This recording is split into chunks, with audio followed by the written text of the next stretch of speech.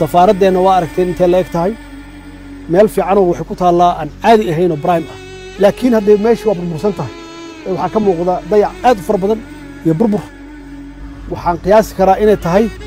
annaga kolleyba safaaradda ugu weyn aan adduunku leenahay inay tan noqon karto waxaan u baahannahay safaaraddan muddo kooban gudaheeda 9 bilood in la yidhaahdo Soomaaliya waa soo noolaatay waa meelaha la iska fiiriyo waay dowladnimadaada iyo sharafkaaga meelaha la iska fiiriyo waay waxaan waxa weeye waa dhaxal Soomaaliya weeye ummadda Soomaaliyeed leedahay cid gaar u leh ma aha waxay u baahan tahay in bilicdeedii iyo quruxdeedii iyo wanaageedii la soo celiyo wax gaar u leeyahay safiirka ma aha wax aniga aan leeyahay ma aha waa wax naga haraaya oo jiilka soo socda dhaxal u ah waay maxaa yeelay anaga waan looga tegi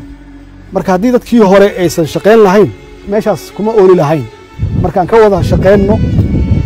inaan karaamadeenni iyo sharafkeennii aan soo wada ceshanno qof walbana karaankiisa intii tabartiisu tahay uu ka shaqeeyo burbur waa soo aragnay dhib badan waa soo aragnay qax waa soo aragnay dowlad la'aan waa soo aragnay safaarad la'aan waa soo aragnay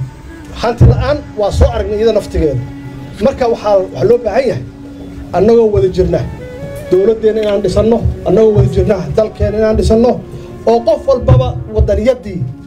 iyo patriotismkii aan lahaan jirnay qof walba soo celiyo